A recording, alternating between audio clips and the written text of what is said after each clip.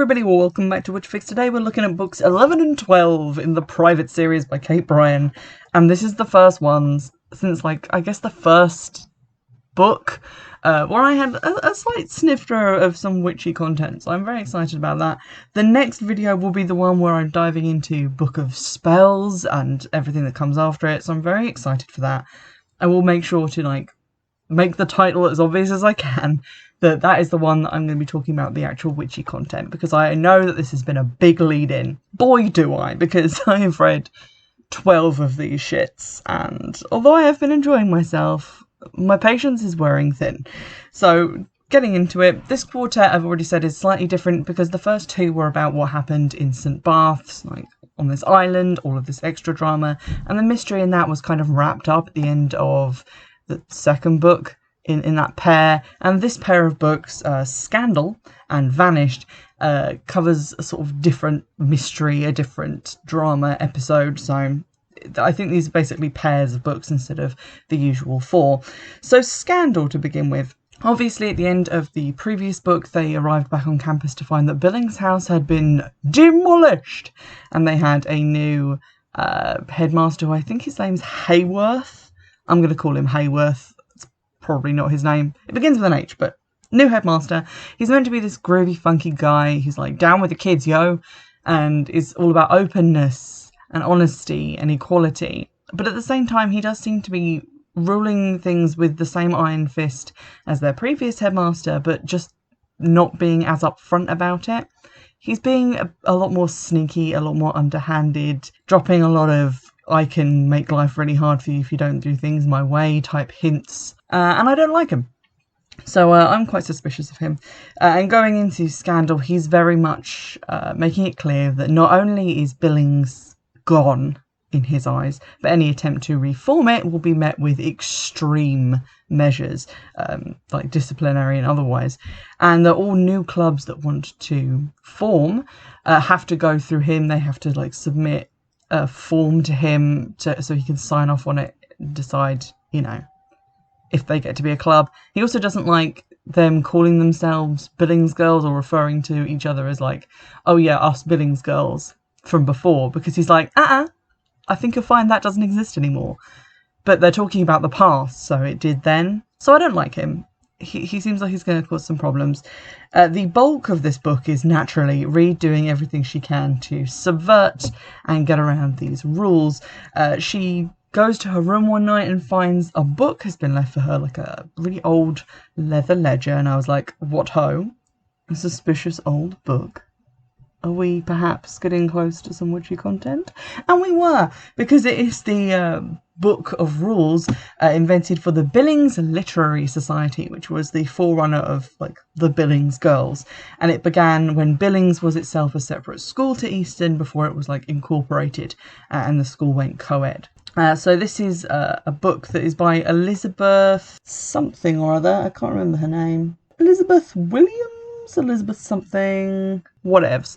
I think she's the protagonist of the Book of Spells book, so obviously that's quite exciting. And the book has all these rules and regulations for how to test people to see if they're worthy of joining the literary society, and the initiation rituals for them. There's nothing overtly witchy in there, but there is some stuff, in particular in the initiation ritual, which I will get to.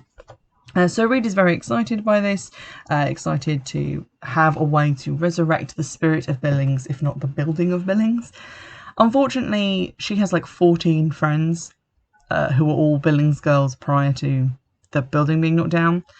But the society specifically says in the book it can only have 11 members. So 3 people are going to get cut, and they're probably not going to be happy about it. And that's basically the plot of the book. There are some mysteries in it, who left the book for her, why is it such a big deal that there can only be this number of people, why does no one in the Billings alumni seem to know about the Billings Literary Society? Because she initially thinks that it's one of them who sent her the book, but then they don't seem to know anything about it, so where has this mysterious book come from? So they do the tests of loyalty and intelligence and various other things to get into this society, because it's more about sisterhood and togetherness and integrity than just spending lots of money and partying. which is kind of a good turn for Billings to take. At the same time, Reed is trying to get back together with Josh, who was currently dating Ivy. She makes a move on him when he's still with Ivy, which is not very sisterly of her, but she's very quickly forgiven because Ivy wasn't as into Josh as she could have been. The book then ends on kind of a cliffhanger. They found this like mysterious ruined chapel in the forest near the school, which was, I guess, originally part of Billings School and where the Literary Society held their meetings. So one of the tasks is to clear it out so that they can use it for their meetings and then go there and light candles and talk about stuff. And then there's some mysterious banging outside during one of these midnight meetings. All the candles go out, everyone's like screaming and scared in the dark, and lights come back up, and Noelle is nowhere to be found. And then at the very end, Reed gets a text message from a kidnapper saying that Noelle has been kidnapped and that she has to do tasks to get Noelle back. And that is basically the plot of Vanished, is going into that book, having it be all about this kidnapping of Noelle. One other slight mystery, which may be tied into this kidnapping plot, is that Noelle seems to be acting a little bit strange throughout the book. First up, she seems to recognise something in the list of former Literary Society members inside the book before she hands it back to Reed. She seems annoyed that this book has been given to Reed, of all people, and doesn't seem to understand why it's been given to her, because she's not related to anyone who's previously been in Billings that we know of, and we may find out, more later. And she makes various remarks throughout the books and then quickly just says like, oh, it's nothing, when questioned on it further about why this would matter and why it's so important. But she does seem to know a little bit about maybe why the Billings alumni come down on them so hard to try and stop them from reforming this society, that maybe there's some sort of hidden scandal behind it all, and that might or may not be connected to the kidnapping.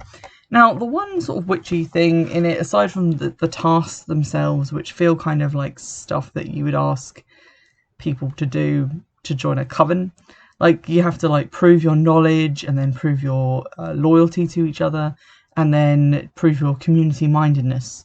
So these are kind of values that I guess could be for any secret society. But I can imagine, them being part of like a task to join a coven. And then they hold the initiation, where Reed, as like the pledge and mistress, has a black candle and everyone is blindfolded and wearing white, and she has to unblindfold them one by one and light their candle. And they have to say, I do hereby vow to be loyal, steadfast and true to the Billings Literary Society and to my sisters. And then she's like, the girl in question is welcomed into the circle. So it feels like it could be a little bit initiatory. It's, again, kind of reads either like sororities or witches, depending on what your focus is, I guess. So there's some hintage in there about what might be going on. And I went into Vanish straight after this, which is actually like the shortest book of this 4. I've noticed that these 4 were a lot shorter than the preceding 4, which was good because I felt like that whole kind of Cheyenne murder storyline really dragged on for a bit. But it feels like these are getting put out at quite a fast rate. They're a lot shorter, a lot easier to read, a lot quicker. I feel like maybe that's because the writer was maybe running out of ideas and a bit desperate to get to like the witchy part, which, I'm desperate to get to the witchy part. But it does feel like a lot of stuff is being thrown at the wall in these 2 pairs of books, as if we're just sort of testing out a lot of new ideas, which I kind of like because it's breaking out of the pattern of the first 8 books. But also it does feel a little bit kind of like a lot of stuff coming out of left field, like, oh, there was all this, murder attempts in like these tropical islands and now a kidnapping and the hostage situations. Why not?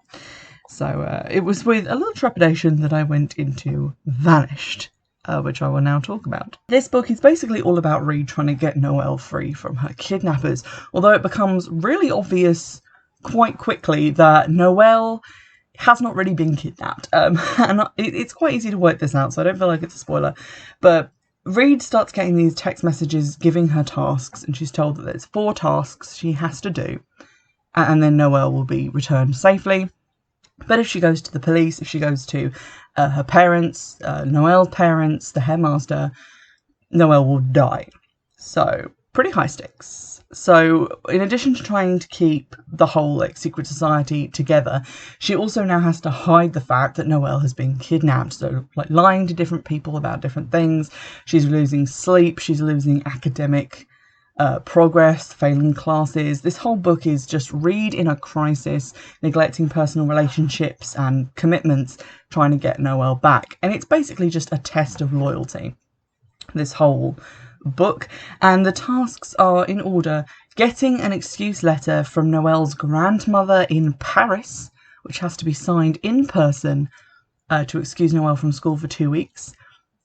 Kind of a big hint there that this isn't necessarily... Obviously, the kidnappers could have wanted that to hide the fact that they'd taken Noelle, but putting that together with the fact that Noelle disappeared from a room full of people, and it would have been kind of obvious if a whole team of Navy SEALs came in to kidnap her or something, she pretty obviously spirited herself away. That was the sound of her vanishing. That was totally not me accidentally punching some ornamental bells. Anywho, so the first task is to get this letter, which Reed does with the help of Upton Giles, English hottie, because he's rich and he can just go to Paris and get this letter signed. He also says that Noelle's grandmother reminds him of Reed, which it turns out to be a big clue later on. The second task is then for Reed to shoplift something from a posh shop in nearby Easton and wear it around campus, so it's really obvious that she's got it. This seems quite trifling and piffling, but definitely the kind of thing that Noelle, being the mercurial bitch that she is, would get Reed to do. So it really starting to feel like, oh, okay, Noelle has kidnapped herself for some reason. Something's going on here, probably connected to all of the weird mentions in the previous book, Scandal, about, how it's weird that Reed got the book and Noelle being a little bit secretive about some stuff. The third task rolls around and it's just to piss off the headmaster.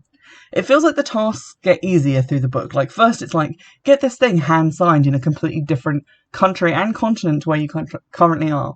And then it's steal something expensive, which, it's kind of less of an ask.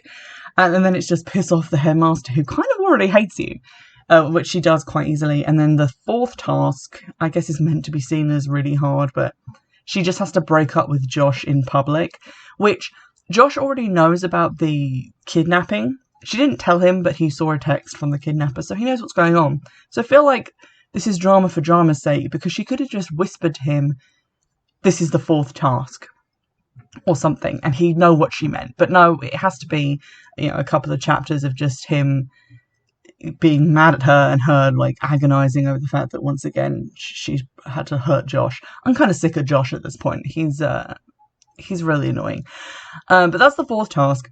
And then Reed, panicked that Noelle has not been returned, tries to go to the headmaster to spill everything and is arrested, in quote marks, by some cops who really don't act like cops, and then who drive her into the middle of nowhere to this abandoned house and unhandcuff her and just sit her in a chair, laugh at her, continue to act not like cops, and then leave her unattended for a while so that she can receive another text message to the phone that they haven't taken away, saying, this is the fifth task, leave the house, you will find a new message at the gate telling you where to go.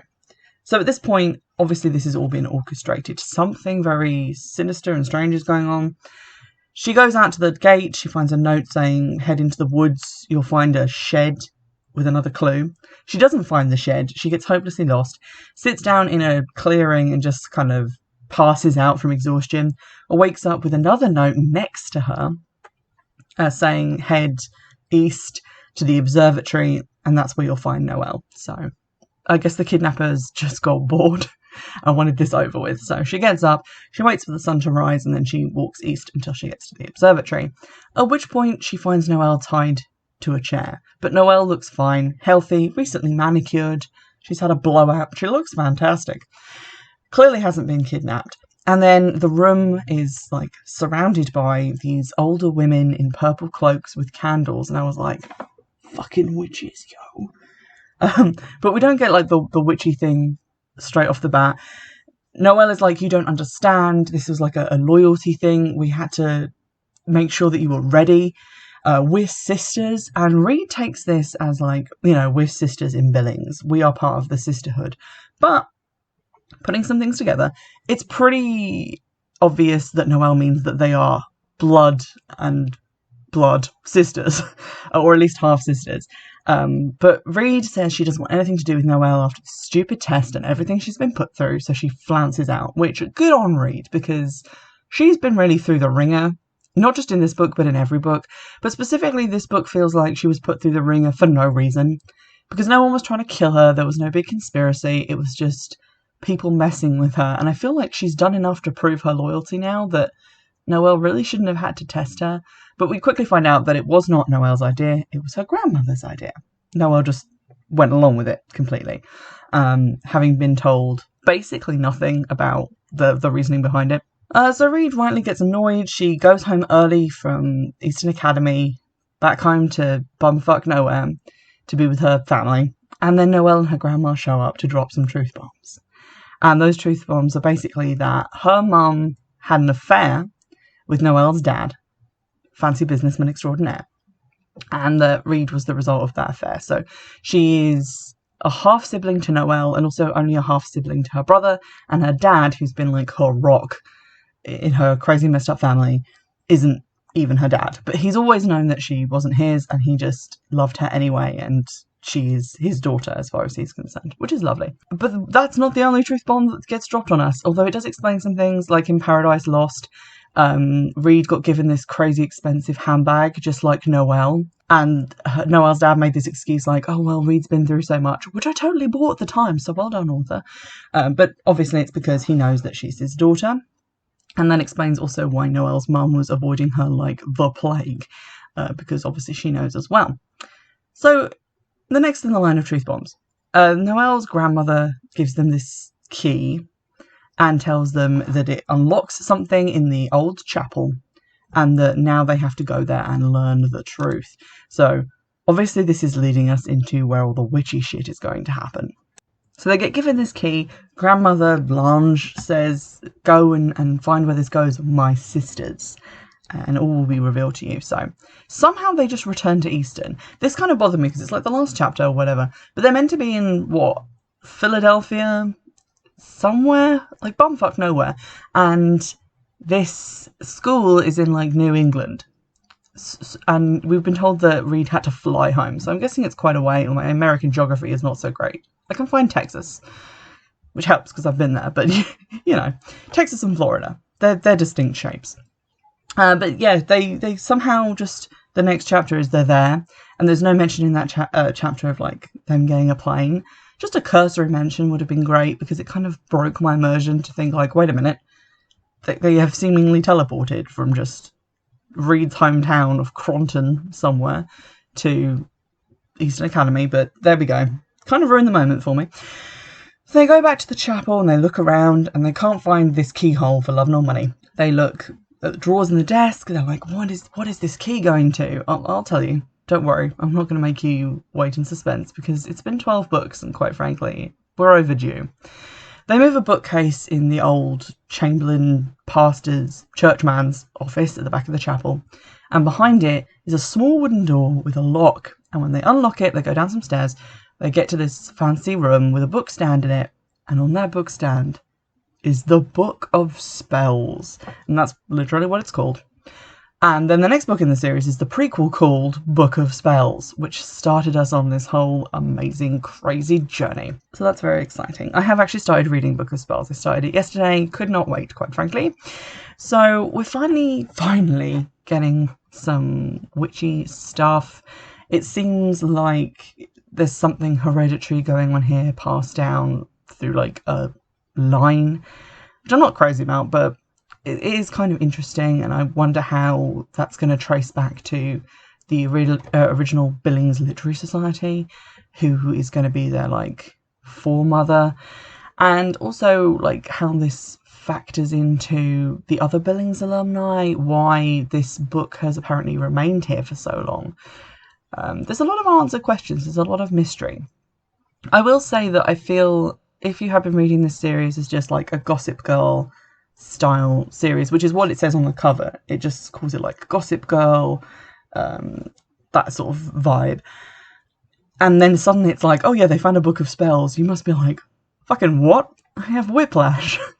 For me, obviously, this is gold. I'm really excited to get into this, but I feel like this is going to be a pretty divisive book. Haven't looked at Goodreads yet, but I feel like this is a very strange direction for this series to take, and might not be to everyone's tastes. I thought I'd just hop on over to Goodreads and actually read some of the reviews that people made, and oh boy howdy was I correct that this book would be fucking divisive. So I'm going to read some extracts from those because some of them were just hilarious. And I kind of understand how annoyed these people are. Like, if I was reading this book series for, like, the schoolgirl private school drama and suddenly, out of left field, like, everyone was vampires or something that I wasn't interested in, I would be very annoyed. And these people are incredibly annoyed. So I'm going to keep it anonymous, but some of these reviews are hilarious. And I just wanted to share them with you. So paragraph from 1. I was truly, honestly disgusted. Capital letters. As I was reading the ending, I had to read it at least 10 times before it sunk in that all along Billings was a society built on a school for witches, and that Reed and Noelle were witches. I mean, it was crazy enough that the bombshell of Reed and Noelle being sisters was dropped. Brackets are way too crazy for my taste, similar to the whole Survivor crap in St. Bart's. But now we learn that they're witches. I mean, seriously, what the fuck? After 12 frickin' books, Kate Bryan decides to announce that they're witches. The series started as our heroine scholarship girl Reed, trying to make her way at Easton with the bitchy Billings girls, and Reed being the popular new IT girl. Oh, it girl. She did not work in IT. And having all kinds of obstacles like murder scandal and being stuck wearing last season's clothes thrown at her. And now it's suddenly about witches. What kind of joke is that? This book honestly just completely ruined the series for me. I feel like I wasted my time reading these books. If it was going to end like this, I plan on reading Ominous only to find out how the whole thing ends because I really love this series. I'm definitely not reading Book of Spells because I might just tear out my hair while reading it. If I'm not already bald from Ominous, of course. And then she bids RIP to the whole series. Then another reviewer, I remember this book has the honour of being the first book I ever threw at a wall. Up until this book, I was loving the books and reading them as fast as I could. My little 13-year-old self was in love with the series, even though I knew it was cliche and shallow. I gobbled them up faster than turkey at Christmas. But this ending, no. Just fucking no. They're witches? Question mark, exclamation point. No, no, no, no, no, no, no, no, no, no, no, no, space, no. One of the things that kept me hooked on the series was the feeling that no matter how insane everything got, it was still grounded in semi-reality. 11 books have gone that way. I wasn't expecting it. You know why? Because it's a stupid idea. Dropping something like that with no warning beforehand, I went 11 books thinking this series was one genre, and this book completely jumped ship. I don't know if I agree or disagree with that. I'm a little way into Book of Spells at the moment, so I don't really know how it's going to go, if it's going to go full fantasy witchcraft, or if it's going to be more like the original Craft movie, like the first hour of that, where it's just kind of, they're doing Wiccan type circles, or secret society order type magic, and then stuff is just happening that could or could not be related to that. I would honestly prefer it to be that second option, but we'll see, guys. And then they finish up their review with, this book was too have your cake and eat it too for me. You can't be rich girls and witches. It's not fair. And you can't drop something like 11 books into the series. It's arslur. Some people really liked it. There's 4-star, 5-star reviews. It's like, oh my god, a fast-paced race against time, crazy cliffhanger, it's exciting, blah blah blah. And then other people just absolutely hate it.